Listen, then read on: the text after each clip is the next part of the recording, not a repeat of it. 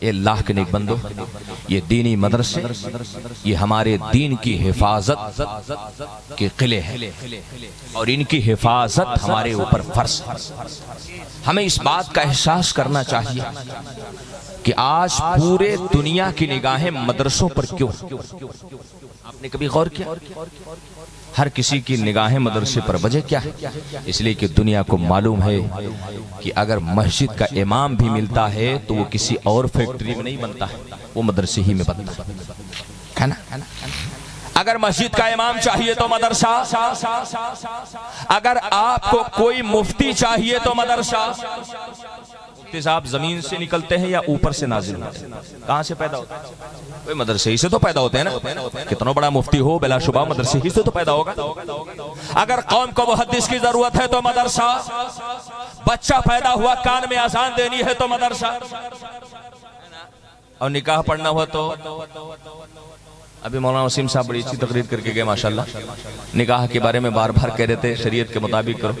ہم تو کہتے ہیں کہ جب ہم کارڈ پہ لکھواتے ہیں نکاحوں من سنتی، تو مطلب یہ ہوتا ہے کہ نکاح ہماری اپنی سنت ہے نا، اپنی سنت، مطلب سنت رسول پاک کی دادا گیری ہماری چلتی، سنت رسول پاک اور مرضی ہماری چلتی۔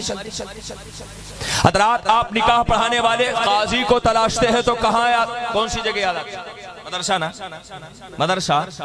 اور جب قرآن خوانی کی بات آتی ہے تب مدرسہ، اور جب تیجے چالیسویں کی بات آتی ہے تو پتہ یہ چلا کہ ہمارے دین کی ہر ضرورت جہاں سے پوری ہوتی ہے اسے مدرسہ کہتے ہیں۔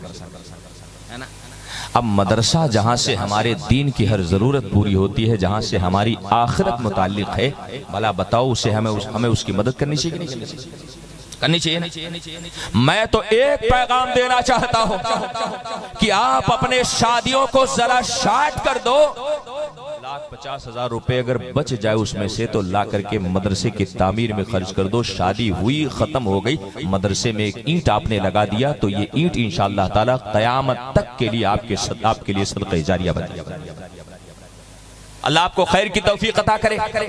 حضرت مولانا محمد رضا صاحب، ان کا اسٹاف اور ان کے سارے اعوان و انصار، یہ لوگ اس وقت وہ کام کر رہے ہیں جو کام دنیا کا، زندگی کا سب سے بہتر کام۔ میرے نبی نے یہ نہیں فرمایا کہ تم میں سب سے بہتر وہ ہے جو سب سے بڑا زمیندار ہے، سب سے بہتر وہ ہے جو سب سے بڑا شاہوکار ہے، سب سے بہتر وہ ہے جو سب سے بڑا وکیل، بیرسٹر یا لائر ہے۔ میرے نبی فرماتے ہیں خیرکم من تعلم القرآن وعلم۔ تم میں سب سے زیادہ بہتر وہ ہے جو قرآن سیکھے اور سیکھ کر کے سکھائے۔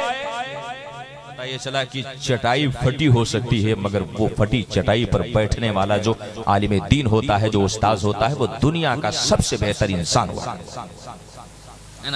دنیا کا سب سے بہتر۔ اور کتنا بہتر انسان میں آپ کو بتاؤں، کتنا بہتر انسان؟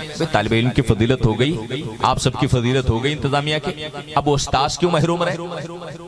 استاذ کی بھی تو عظمت معلوم ہونی چاہیے۔ ایک استاذ کا مقام کیا ہے؟ کوفہ کی سرزمین کے بڑے عظیم قاری حضرت امام عاصم کوفی، چمکتا ہوا نام، دمکتا ہوا نام، جہان علم و فضل پر چمکتا اور دمکتا یہ آفتاب و ماہتاب ہے، علم قرات کا امام ہے، تاجدار ہے۔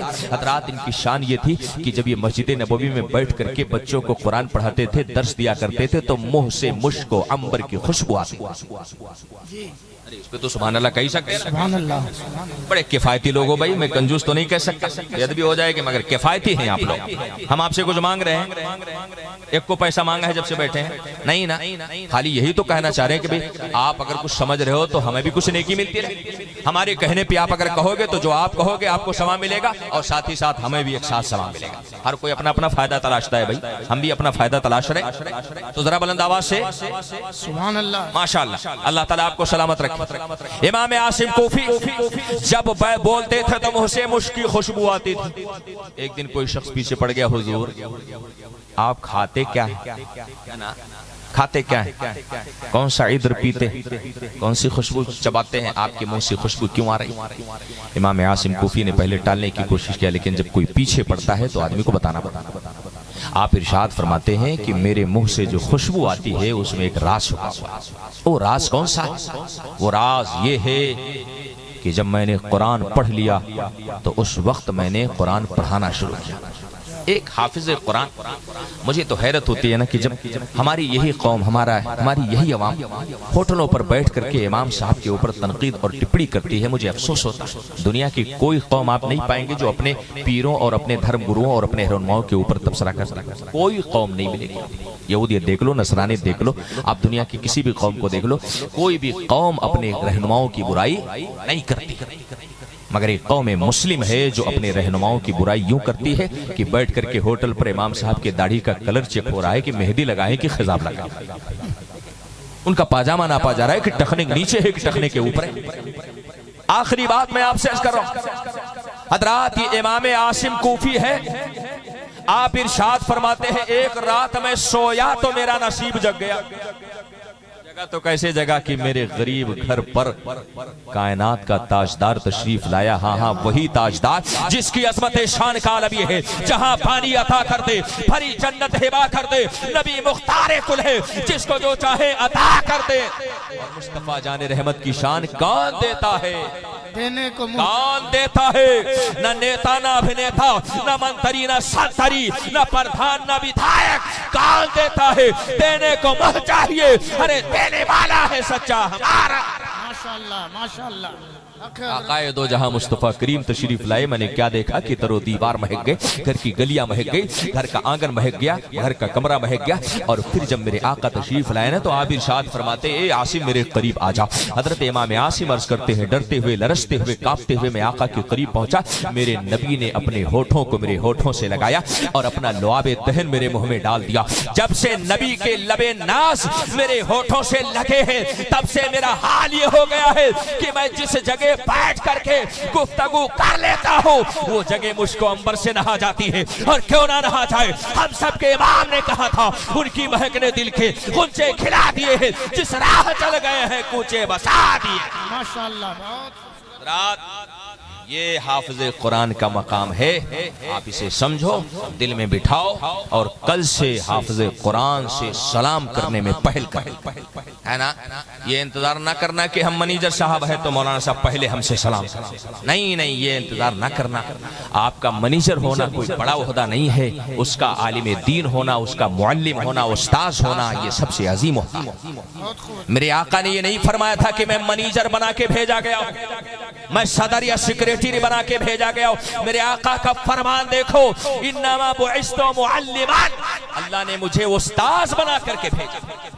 یہ چلا معلم ہونا, استاذ ہونا, ٹیچر ہونا, شکشک ہونا, یہ کسی اور کی صفت نہیں ہے, یہ آقا کائنات کی صفت ہے. دنیا کا پہلا پیغام جو اس روئے زمین پر نازل ہوا اور جس کے اوپر نازل ہوا, نازل ہونے والا لفظ وہ اقرا تھا, اور جس ذات پہ نازل ہو رہا تھا وہ ذات معلم کائنات کی ذات. تعالیٰ آپ کو علم کا فیضان عطا فرمائے. اس ادارے کو یوں ہی سلامت رکھے, یہ ادارہ یوں ہی چمکتا رہے, دمکتا رہے, اس کی بنیادیں سلامت رہے, اس کے در و دیوار سلامت رہے, اور اللہ کرے اگلے سال جب آئیں تو یہاں پر ایک آدھ کمرہ بنا ہوا مل جائے. بنوائیں گے نا انشاءاللہ تعالیٰ, بنوائیں گے انشاءاللہ تعالیٰ. ہمت کرو, نیت کرو. کہتے ہیں انسان جب نیت کرتا ہے اللہ پوری فرماتا ہے. اور یاد رکھیں نیت المومن خیر من عملی, مومن کی نیت اس کے عمل سے بہتر ہوتی ہے. جب ایک انسان یہ نیت کر کے سو جائے, حلوہ والے بھائی آگئے, جہاں جہاں رہتے ہیں تہاں مجھے 50 روپیہ دیتے ہیں. آج آپ کا 50 روپیہ بھی مدرسے میں جائے گا انشاءاللہ. ٹھیک ہے حضرات, میں عرض کر رہا تھا ایک انسان اگر یہ نیت کر کے سو جائے کہ میں نماز تہجد پڑھوں گا, ہے نا, اور اتفاق سے اس کی آنکھ لگ جائے نماز تہجد نہ پڑھ پائے, تو جب صبح اٹھے گا تو بھلے ہی نماز نہیں پڑھا ہے مگر اللہ اسے نماز تہجد کا ثواب دے گا. کیوں؟ اس لیے کہ پکی نیت کی تھی. اب اللہ سے ہیلا نہ کرنا کہ لاؤ ہم روز نیت کر کے سو جائیں اور پڑھیں نہ اور روزانہ ہمیں نماز تہجد کا ثواب مل جائے. ایسا نہیں ہو سکتا. جب پکی نیت کریں گے, یہیں پر بیٹھے بیٹھے پکی نیت کریں گے, انشاءاللہ تعالی اس ادارے کو ہم اور مضبوط کریں گے نا. آدھی روٹی کھائیں گے مگر بچوں کو پڑھائیں گے. ہمارے گھر میں ٹائلس بعد میں لگے گی, مدرسے کی چھت انشاءاللہ پہلے ڈالی جائے گی انشاءاللہ تعالی. اللہ تعالی اس آنکھوں کا کھلی ہونا ضروری نہیں ہے, دل کا بیدار ہونا ضروری ہے. بے شک, کیا بات ہے. امام اعظم ابو حنیفہ رحمۃ اللہ علیہ بڑے عظیم امام ہیں. بارِ شریعت میں لکھا ہوا ہے کہ ایک بار ان کے خواب میں ہم سب کے نبی سرور کائنات صلی اللہ علیہ وسلم تشریف لائے ماشاءاللہ۔ اور امام اعظم سے میرے آقا نے سوال کیا کہ اے ابو حنیفہ یہ بتاؤ، اگر نماز میں بیٹھنے کی حالت میں قعدہ میں کوئی شخص التحیات کے بعد درود پاک پڑھنا شروع کر دے تو تم اس کے اوپر سجدے سہو کو واجب کر دیتے؟ مسئلہ معلوم ہے نا؟ نہیں پتہ؟ اسی لیے کہتا ہوں تھوڑا علماء کے قریب بھی بیٹھنا چاہیے، ہے نا؟ ابھی ہم نے دیکھا کہ جب اعلان ہوا کہ تقریر ہوگی تو ہمارے بہت سارے بھائی بیچارے چلے گئے پان کھانے۔ جب آپ تقریریں نہیں سنو گے، آپ درسگاہ میں نہیں بیٹھو گے، آپ علماء کے قریب نہیں بیٹھو گے، آپ کے سرہانے کتابوں کے بجائے مہنگے موبائل ہوں گے، آپ کو مسئلہ کہاں سے معلوم ہے نا؟ کبھی کبھار کام کا بھی کام کر لینا چاہیے۔ آج کل تو ہم فضول کام زیادہ کرتے ہیں۔ امام اعظم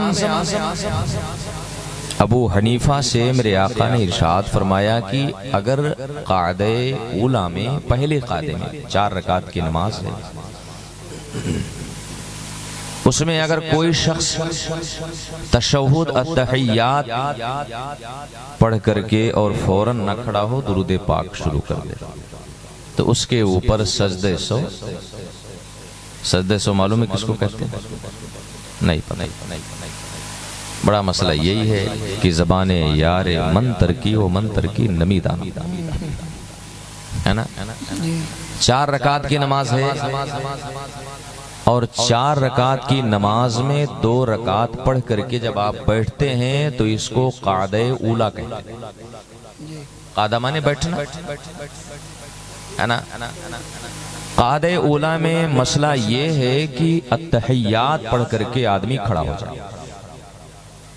اب اگر کوئی شخص التحیات پڑھ کر کے اللہم صلی علی محمد صلی اللہ علیہ وسلم پڑھنا شروع کر دے اور 3 تسبیح کا زمانہ گزر جائے تو مسئلہ یہ ہے کہ اس کے اوپر سجدہ سہو واجب ہے۔ اب آپ پوچھو گے سجدہ سہو کس کو کہتے ہیں؟ یہ بھول والا سجدہ ہے نا؟ نماز میں اگر کوئی واجب بڑھ جائے یا گھٹ جائے تو اس کے اوپر سہو کا سجدہ واجب ہوتا ہے۔ لاسٹ میں جب آخری رکعت پڑھ کر کے آپ بیٹھتے ہیں تو پھر التحیات پڑھ کر کے سلام ایک طرف پھیر کر کے اور پھر اس کے بعد 2 سجدے کرنے ہوتے ہیں۔ رسول کریم صلی اللہ علیہ وسلم نے امام اعظم سے سوال کیا کہ اے ابو حنیفہ یہ بتاؤ کہ درود پاک پڑھنے والے پر تم نے سجدہ سہو واجب کیوں کر دیا؟ اس وقت میرے امام نے جو جواب دیا تھا وہ محبت والا جواب، وہ عشق والا جواب، وہ عقیدت والا جواب۔ آج تو ہم کھینی کھا کر کے بھی درود پاک پڑھتے ہیں نا؟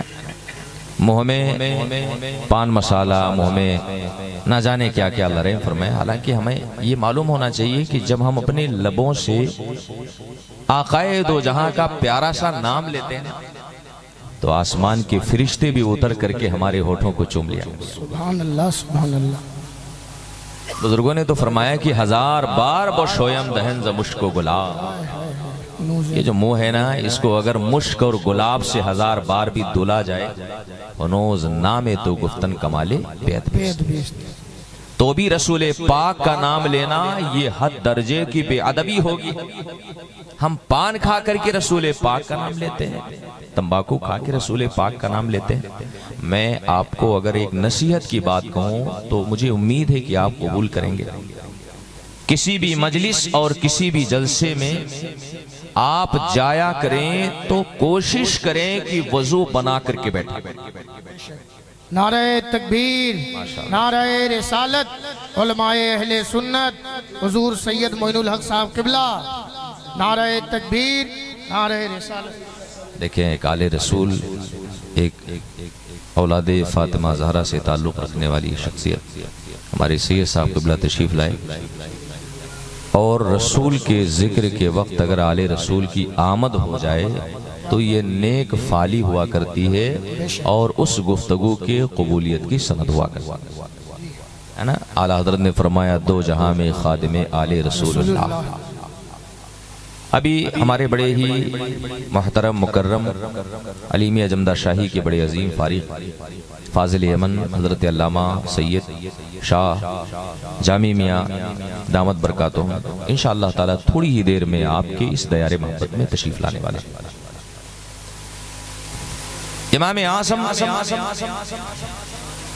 نے جو جواب دیا وہ ذرا آپ توجہ سے سنیے گا، اور میں آپ سے گزارش کروں گا کہ اب اٹھنے بیٹھنے کا سلسلہ بند کر دیجیے، میری طرف توجہ کیجیے، انشاءاللہ کچھ نہ کچھ آپ لے کر کے ضرور جائیں انشاءاللہ تعالی۔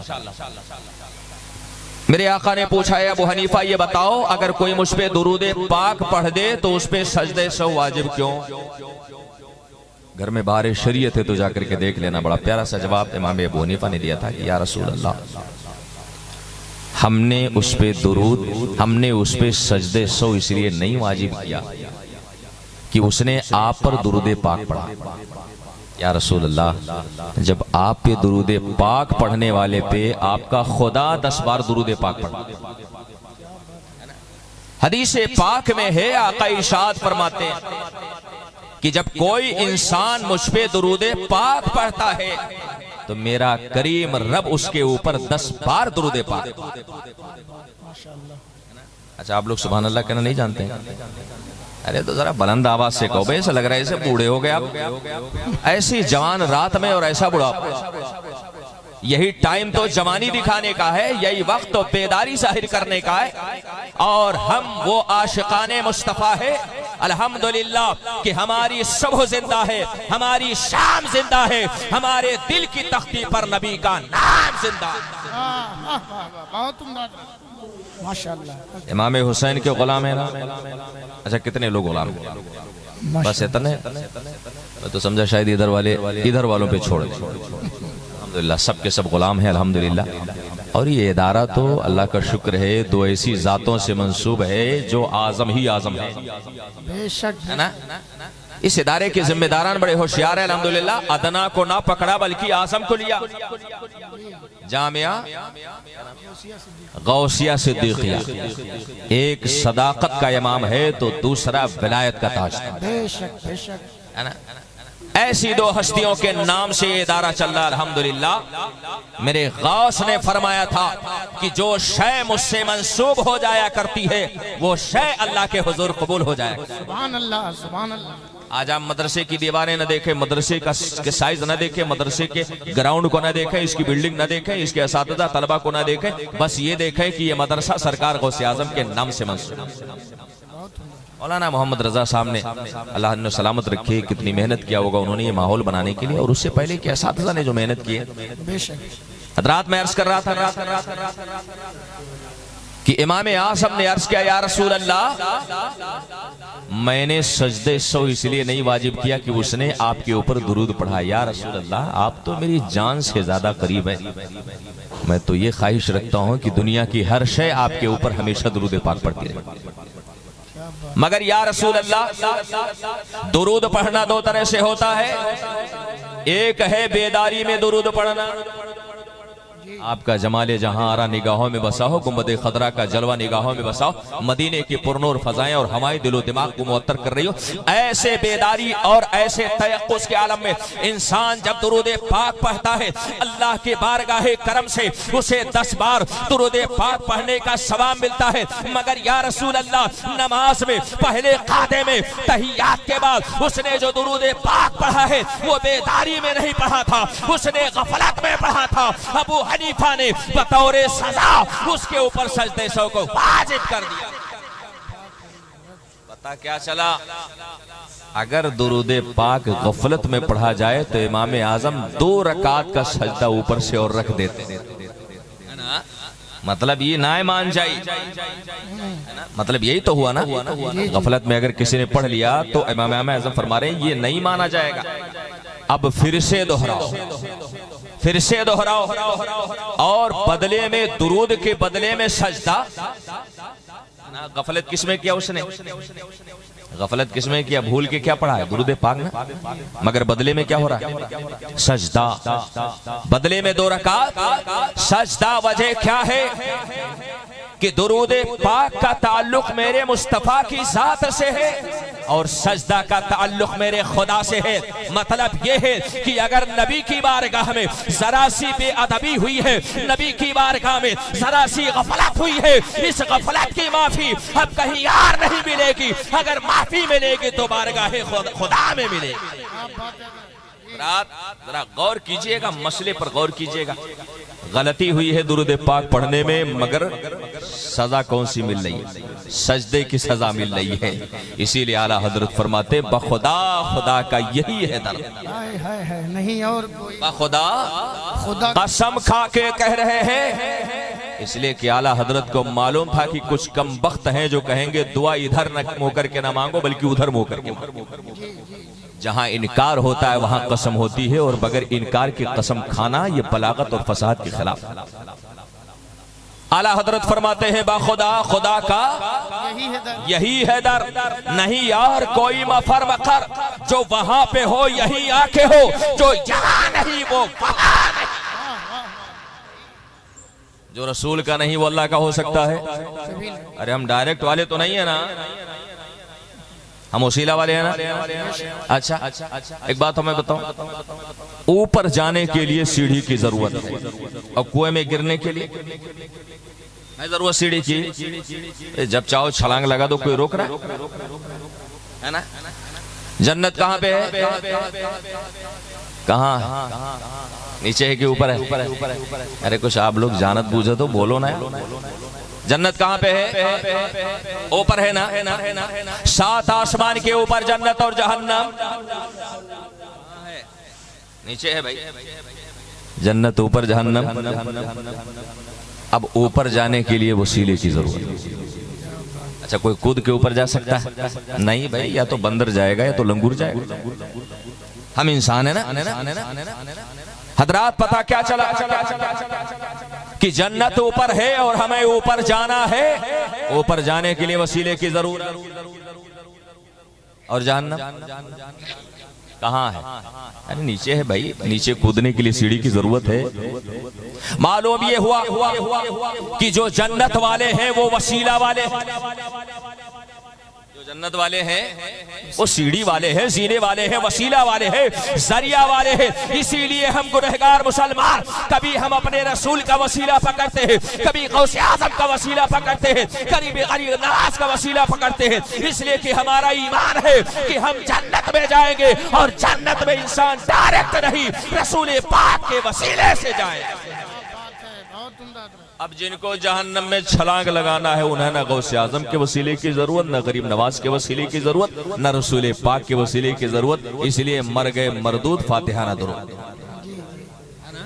بھئی جب وسیلہ چاہیے نہیں، ڈائریکٹ ان کو سب کچھ کرنا ہے نا، تو پھر ضرورت کیا ہے ان کے لیے فاتحہ درود؟ اللہ کے نیک بندو، سب سے عظیم عبادت اس خاکدان گیتی پر اس دنیا میں اگر کچھ ہے تو رسول پاک پر درود پاک پڑھا۔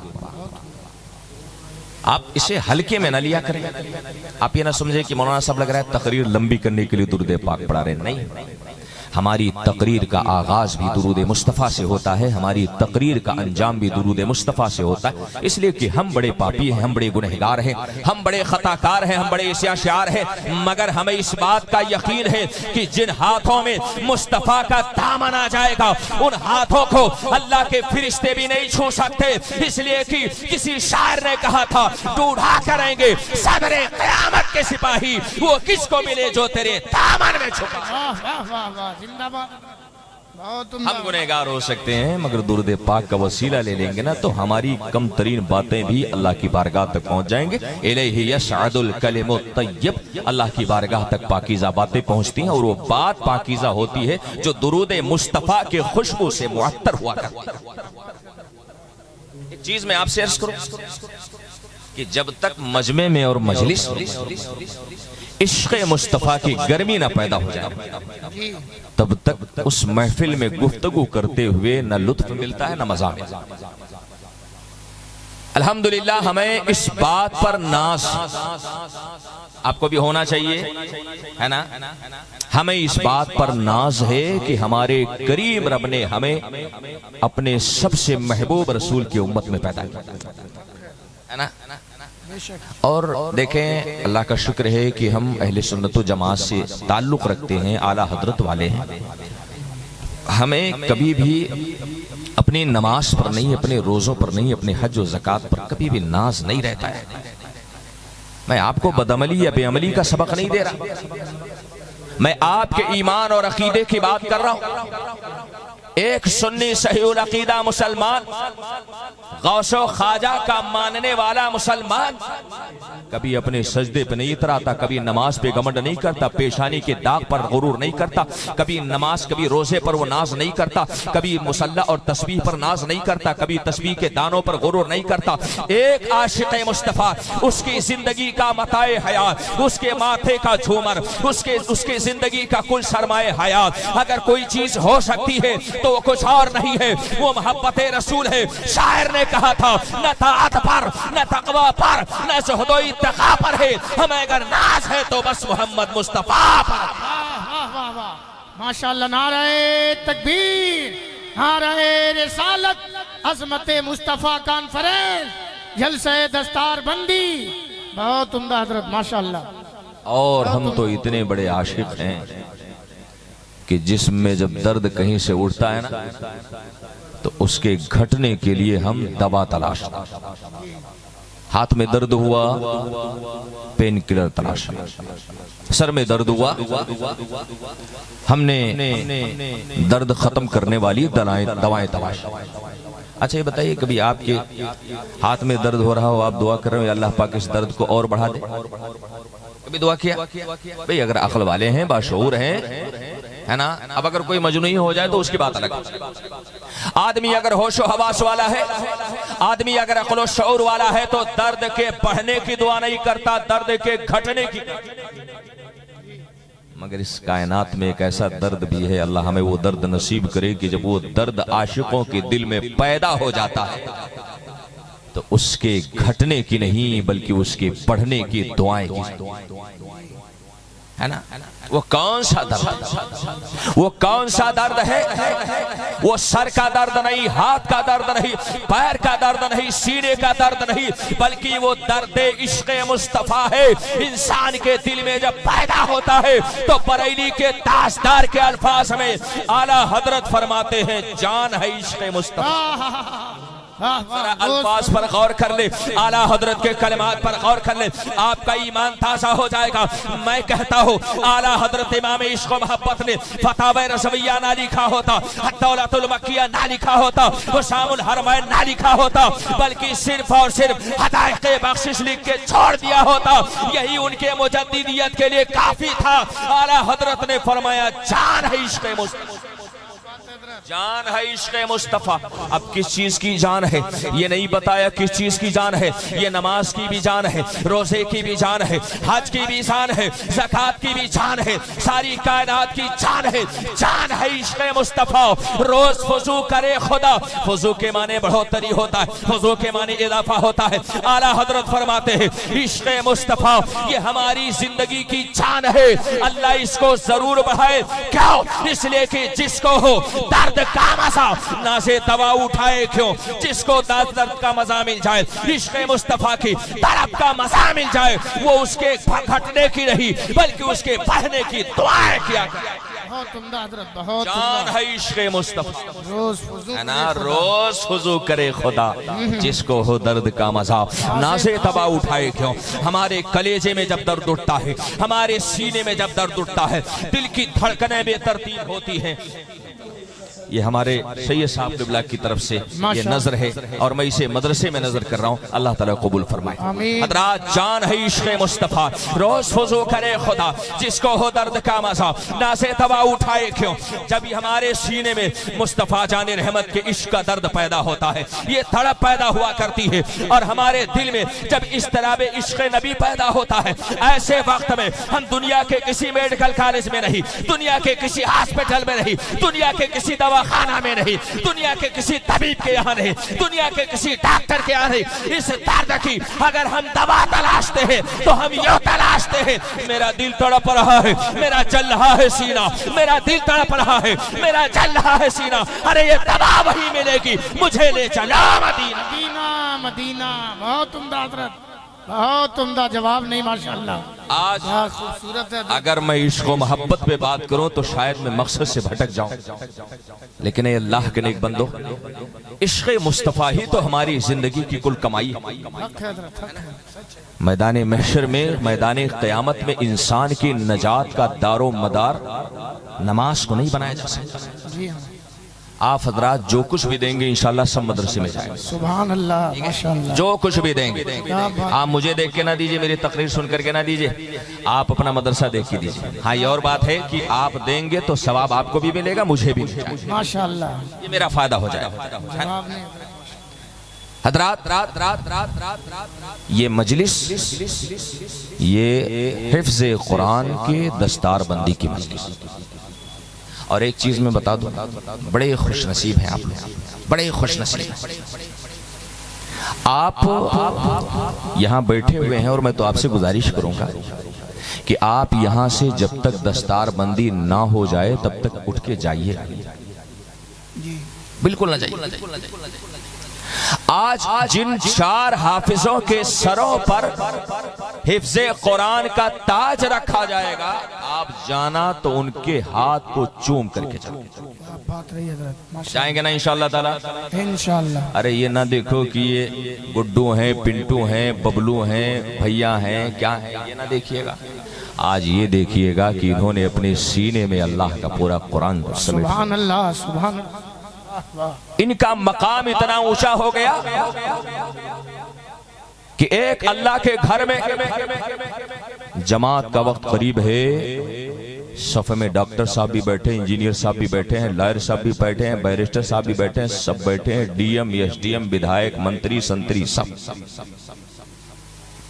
مگر جب مؤذن اقامت کہہ کر کے فارغ ہوتا ہے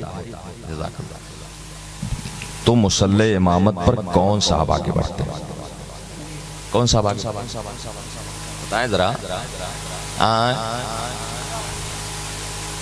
حضرات وہاں ایک سے بڑھ کر کے ایک علم والے, IAS, PCS, بڑے بڑے barrister, LLB degree holder, PhD degree holder, سب بیٹھے ہیں. مگر مصلی امامت پر اگر کوئی ہمت کرتا ہے کہ بڑھنے کی تو وہ کوئی ڈاکٹر نہیں, انجینئر نہیں, بیرسٹر نہیں, لائر نہیں, DM نہیں, SDM نہیں, منتری نہیں, سنتری نہیں. مصلی امامت پر اگر کوئی آگے بڑھنے کی ہمت کرتا ہے تو یہی حافظ قرآن ہے جس کا مقام اتنا اونچا ہوتا ہے کہ کھڑے ہوتا ہے مصلی امامت پر اور گفتگو اپنے پروردگار سے کرتا ہے. اچھا بتائیے, اللہ سے کوئی گفتگو کر سکتا ہے ڈائریکٹ؟ کر پاؤ گے؟ اللہ کا کوئی موبائل نمبر ہے کیا؟ کتنا بڑا پاورفل انسان ہو, اللہ سے بات نہیں کر سکتا. مگر ایک حافظ قرآن جب نماز پڑھانے کے لیے مصلی امامت پر کھڑا ہوتا ہے تو بغیر کسی جہاز کے, بغیر کسی راکٹ کے, بغیر کسی ہوائی جہاز کے, بغیر کسی ہیلی کاپٹر کے اور بغیر کسی لائٹ اور برقی لہر کے جب وہ مصلی امامت پر کھڑا ہوتا ہے تو کھڑا ہوتا ہے آپ کے گاؤں کی مسجد کے مصلی پر, محراب میں. مگر اس کا پاور تو دیکھیے کہ وہ آپ کی نماز زمین سے اٹھا کر کے کریم رب کی بارگاہ تک پہنچا سکتا ہے, جہاں پر کسی راکٹ کا گزر رہی, کسی جہاز کا گزر رہی, کسی ہیلی کاپٹر کا گزر رہی, کسی سائنس کا گزر رہی, کسی ٹیکنالوجی کا گزر رہی. پتہ یہ چلا حافظ قرآن جب چلتا ہے تو زمین پہ چلتا ہے, بولتا ہے تو زمین پہ بولتا ہے, مگر اس کے لفظوں کی صدا اللہ کی بارگاہ تک لامکان میں جایا کرے. حضرات اتنا پاورفل ہوتا ہے یہ حافظ قرآن. کپڑے اس کے پھٹے ہو سکتے ہیں, جوتے اس کے پرانے ہو سکتے ہیں, سوٹر ہو سکتا ہے پہلے سال ہی والا پہنے, موفلر ہو سکتا ہے وہی پہلے جو 5 سال پہلے والا پہنتا ہے, مگر اس کے پھٹے ہوئے کپڑوں کو نہ دیکھنا, اس کے پھٹے ہوئے جوتوں کو نہ دیکھنا, اس کے بکھرے ہوئے بال کو نہ دیکھنا, اس کے گندے سویٹر کو نہیں دیکھنا. اے اللہ کے نیک بندو, اس کے عزت و مقام کو دیکھنا. آقا کریم کی حدیث قریب ہے, آقا ارشاد فرماتے ہیں حافظ قرآن جب قرآن یاد کر کے گھر سے باہر نکلا کرتا ہے، اس کے قدموں کے نیچے کوئی ہو یا نہ ہو، اللہ کے نورانی فرشتے اپنے نورانی پروں کو بچھا دیا کرتے ہیں۔ ہارون صاحب کہاں گئے؟ ہم کو بھی تھوڑا سا ریسٹ ملنا چاہیے کہ نہیں؟ ملنا چاہیے۔ چلیے کوئی بات نہیں، روزانہ 7 تقریریں کرتے ہیں مدرسے، 7 گھنٹیاں پڑھاتے ہیں مدرسے میں، 7 تقریریں 40-40 منٹ کی۔ یہ تو بڑی آسان سی تقریر ہے جو ہم آپ کے سامنے، وہ مدرسے والی تقریر نا بڑی مشکل ہوتی ہے۔ اور اب تو ریکارڈنگ کا بھی زمانہ چل گیا، ذرا سا بہکے نا تو فوراً بدنام ہو جائیں گے کہ مولوی صاحب پڑھائی نہیں پاؤ۔ 7 تقریر ہے، وہ بھی موبائل میں ریکارڈ ہو۔ میں عرض کر رہا ہوں کہ حافظ قرآن آج آپ جانا تو کچھ دے کے جانا، اگر کچھ نہیں لائے ہیں تو کہہ دینا کان میں کہ بابو پریشان نہ ہو، گھر پہنچا دیں گے، دے کے جانا اس موقع پر۔ کیوں؟ اس لیے کہ اعلیٰ حضرت فرماتے ہیں کہ جب انسان 1 پیسہ کسی غریب پر خرچ کرتا ہے، اللہ اسے 70 گنا اجر عطا فرماتا ہے۔ کتنا؟ 70 گنا۔ 1 روپیہ آپ نے خرچ کیا، اللہ 70 روپے کا ثواب دے گا، لیکن وہی پیسہ اگر طالب علم پر خرچ کیا جائے، اللہ 700 گنا ثواب اور اجر عطا کرتا ہے۔ کتنا؟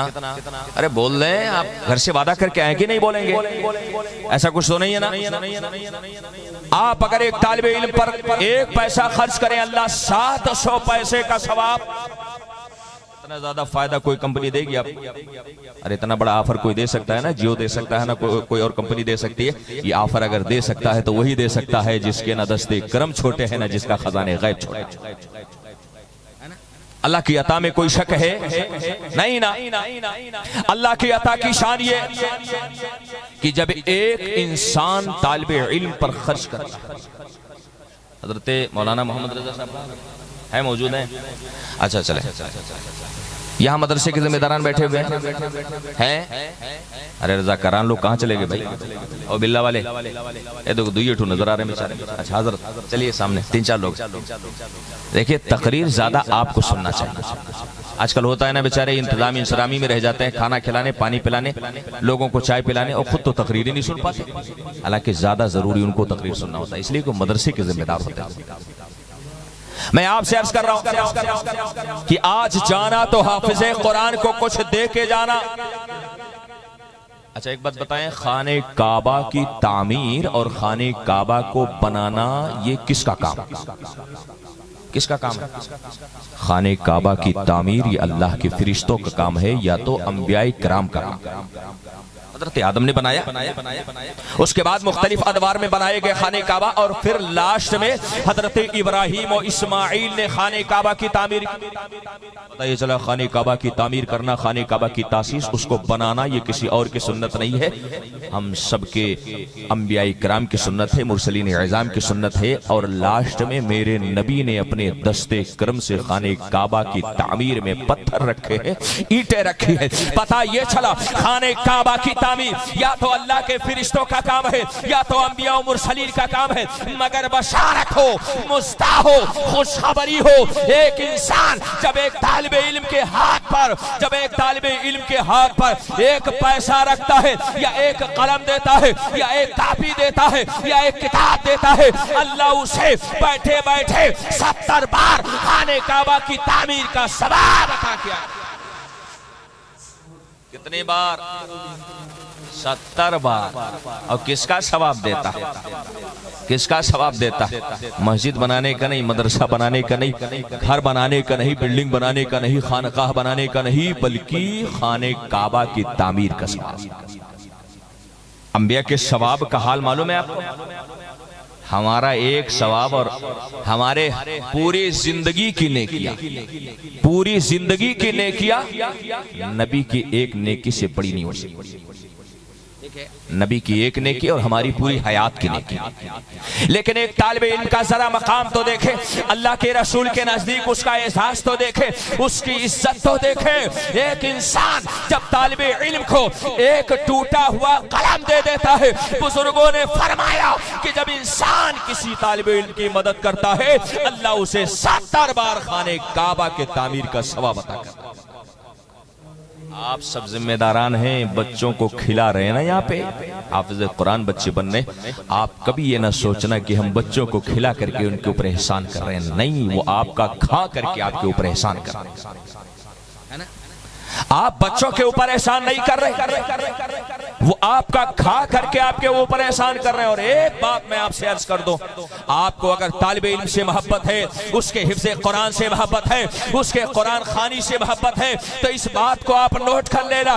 اس دنیا سے جب آپ رخصت ہوں گے, نماز لے جائیں نہ لے جائیں, روزہ لے جائیں نہ لے جائیں, زکوٰۃ لے جائیں نہ لے جائیں, حج لے جائیں نہ لے جائیں, مگر اس بات کو آپ نوٹ کر لیں, آپ اس دنیا سے جائیں, کوئی سامان لے جائیں نہ لے جائیں, اس دنیا سے جائیں گے تو دولت ایمان کے ساتھ جائیں گے. دولت ایمان ضرور لے کے جائیں گے. کہ چوچا والے بابا مخدوم اشرف کی چوچوی لطائف اشرفی میں ارشاد فرماتے ہیں کہ ایک تراب نام کا نان مسلم تھا, راستے سے گزر رہا تھا, ایک طالب علم بیٹھا ہوا تھا, کچھ لکھ رہا تھا, ہاتھ میں ذرا سی لرزش ہوئی اور قلم چھوٹ کر کے زمین پہ گرا. ہم اور آپ ہوتے تو پاس ہو جاتے, گزر جاتے, مگر اللہ جب کسی کو نوازنا چاہتا ہے تو دل میں خیر کی توفیق ڈالتا. آگے بڑھا اور اس نے قلم اٹھایا اور اٹھا کر کے اس طالب علم کے ہاتھ میں دے دیا. بات آئی گئی ختم. کچھ دن بعد اس کا انتقال ہوا, اس دنیا سے گیا. کسی نے خواب میں دیکھا تو کیا دیکھا کہ وہ تو جنت کے باغوں میں ٹہلا. کہاں ٹہلا, کہاں؟ ارے ذرا بلند آواز سے بول رہے ہیں سبحان اللہ تو کہنا چاہیے نا آپ کو یار, جب کہے تب سبحان اللہ کہیں گے. خود سے بھی کبھی کہنا چاہیے, نیکی دباؤ میں نہیں کرنا چاہیے, خود سے کرنا چاہیے.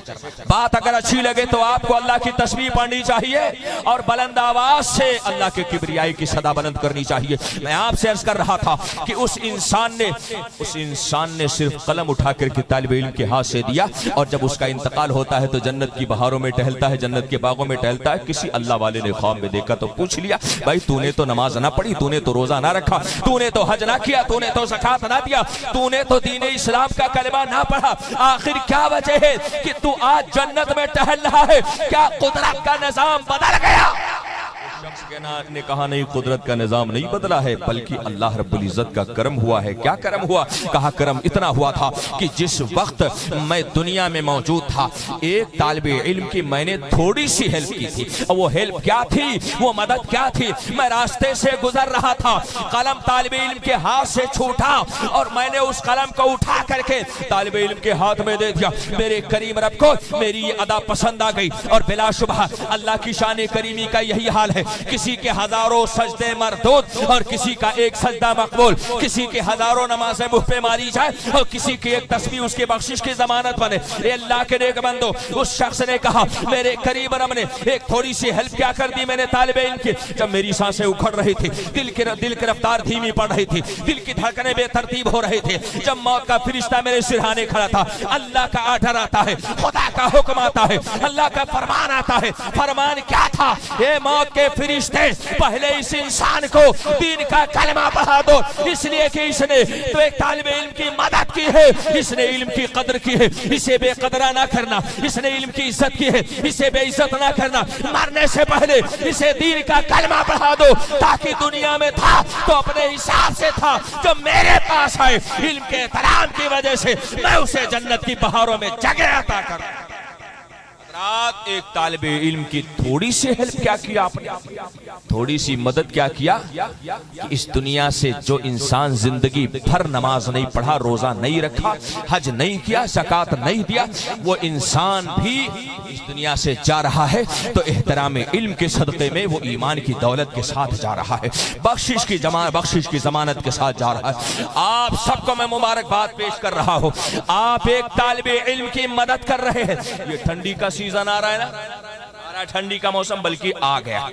اس بار تو ذرا پہلے ہی تشریف لے آئے, پہلے تو دسمبر وغیرہ میں ٹھنڈی ذرا لمبی ہوتی تھی، اب تو نومبر میں آ کر کے تشریف لاگے، ٹھنڈی کا موسم آ رہا ہے۔ آپ سب سے گزارش کرنا چاہتا ہوں، اس مدرسے میں جتنے بچے ہیں نا، آپ جانا جب اپنے بچوں کے لیے انر خریدنا، اپنے بچوں کے لیے سویٹر خریدنا، موزے خریدنا، دستانہ خریدنا، ٹوپی خریدنا، مفلر خریدنا، تو ذرا ایک مفلر کا اس میں اضافہ کر لیں۔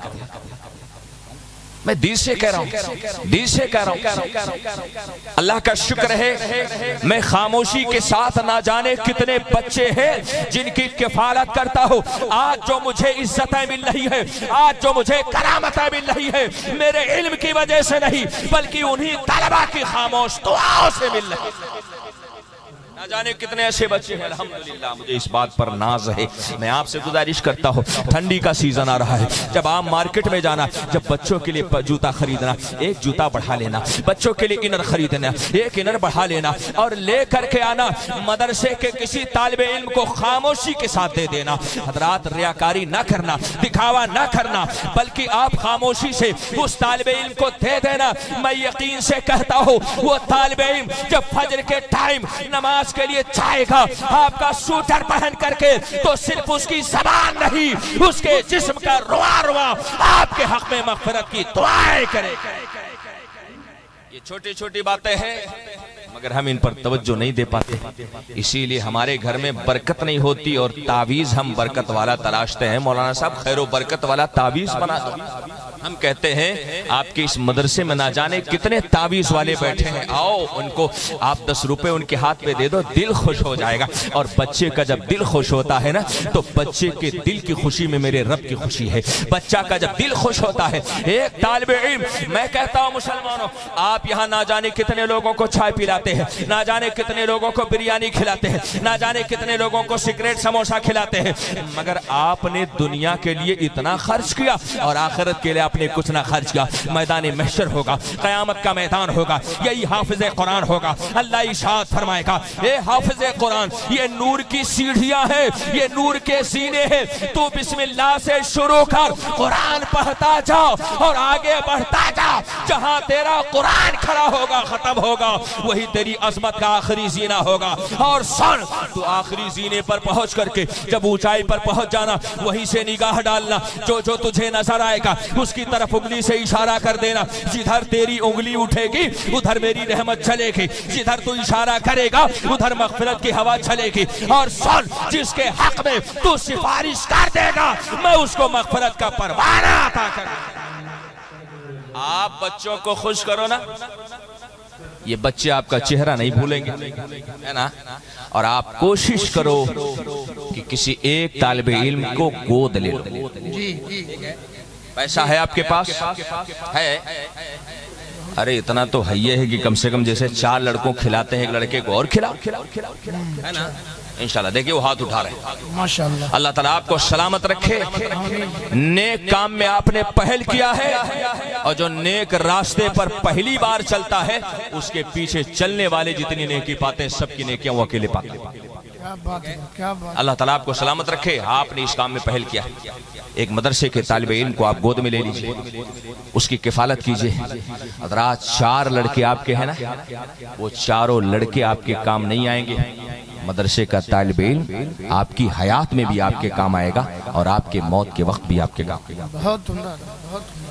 جب آپ کی زندگی ختم ہو رہی ہوگی، دلوں کی دھڑکنیں بے ترتیب ہو رہی ہوں گی، سانسیں اکھڑ رہی ہوگی، نفس کی رفتار دھیمی پڑ رہی ہوگی، ایسے وقت میں اگر 4 بچے ہیں، وہ 4 بچے میں سے کوئی بچہ ایسا ہوگا جو آپ کے انگلی سے انگوٹھی اتارے گا، آپ کے گلے سے چین اتارے گا، آپ کا چیک بک تلاشے گا، آپ کا پاس بک تلاشے گا، آپ کا ATM کارڈ تلاشے گا، آپ کا ڈیبٹ کارڈ تلاشے گا، آپ کے زمین جائیداد کے کاغذات تلاشے گا، زمین جائیداد کے کاغذات پر انگوٹھے لگائے گا، مگر وہ طالب علم جس کی آپ نے کفالت کیا ہے، جسے آپ نے کھانا کھلایا ہے، وہ کسی کونے میں کھڑا ہوگا۔ آپ کے زمین سے مطلب نہیں، آپ کے بینک بیلنس سے مطلب نہیں، آپ کے درہم و دینار سے مطلب نہیں، آپ کے زیورات سے مطلب نہیں، آپ کے زمین جائیداد سے مطلب نہیں، آپ کے ATM کارڈ سے مطلب نہیں، آپ کے پاس بک سے مطلب نہیں، آپ کے ڈیبٹ کارڈ سے مطلب نہیں۔ وہ طالب علم کسی کونے میں کھڑا ہوگا، دامن پھیلائے ہوگا، سورہ یاسین کی تلاوت کر رہا ہوگا، رب سے دعا کر رہا ہوگا،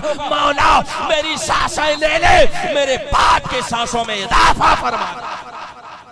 یہ کوئی اور نہیں کر سکتا ہے، یا تو آپ کا بیٹا حافظ قرآن ہوگا تو وہ کرے گا، اور یا تو آپ کا گود لیا ہوا بیٹا ہوگا جو حافظ قرآن ہوگا وہ کرے گا۔ مرنے کے بعد کوئی یاد رکھتا ہے آپ کو؟ نہیں نا؟ ارے قبر کی مٹی سوکھنے نہیں پاتے ہیں یار لوگ، آپ کا نام بھول جاتے ہیں۔ مرنے کے بعد کوئی کام آتا ہے؟ کتنا بڑا پاور والا انسان ہو، کتنا بڑی طاقت والا انسان ہو، اس کا پاور زمین کے اوپر چل سکتا ہے، زمین کے نیچے فرعون کی فرعونیت بھی نہیں چلتی، زمین کے نیچے قارون کی قارونیت بھی نہیں چلتے، کسی منتری بدھائک کا پاور بھی نہیں چلتا۔ زمین کے نیچے اگر پاور چلتا ہے تو ہمارے خدا کا چلتا ہے، اور خدا کی عطا سے کسی اور کا بھی پاور چلتا ہے نا۔ اللہ کا چلتا ہے بلا شبہ، مگر اللہ جب چاہتا ہے نا تو حافظ قرآن کا بھی پاور چلتا ہے۔ اور کیسے چلتا ہے؟ کیسے چلتا ہے؟ آپ نے واقعہ سنا نا، بنو اسرائیل میں ایک شخص کا انتقال ہوا، اس نے اپنی بیوی کو وصیت کیا کہ اگر پیٹ سے بچہ پیدا ہوا تو اسے دین کا عالم دین بنا۔ اتفاق سے بچہ ہی پیدا ہوا، اور جب بچہ پیدا ہوا مدرسے میں بچے کو لے کر گئے، اس نے جب پہلی بار بسم اللہ پڑھا، اللہ نے ارشاد فرمایا کہ فرشتوں میرا بندہ زمین کے اوپر بیٹھ کر کے مجھے رحمان و رحیم کہہ رہا ہے، اور اس کے باپ کو قبر میں عذاب دے رہا ہو، عذاب ہٹاؤ، اس لیے کہ میری شان کریمی کو گوارا نہیں ہے کہ اس کا بیٹا مجھے رحمان و رحیم کہے، میں اس کے باپ کو عذاب دوں۔ بتاؤ مسلمانوں، جب تنہا بسم اللہ کے فیضان کا یہ حال ہے تو جو 30 پاروں کا حافظ ہوگا آپ کے سرہانے کھڑا ہوگا، پڑھ کر کے جب 30 پارے آپ کو اصالے صلات کرے گا، میں کہتا ہوں کفر و شرک کے علاوہ چاہے جتنا بڑا گناہ ہو، ایک حافظ قرآن کا پاور چلے گا، اللہ آپ کی ساری خطاؤں کو معاف فرما۔ بہت عمدہ حضرت، بہت عمدہ حضرات، بس اتنی باتیں اگر آپ کے دل میں بیٹھ گئی تو میں چاہتا ہوں کہ اپنی گفتگو کو سمیٹ لوں۔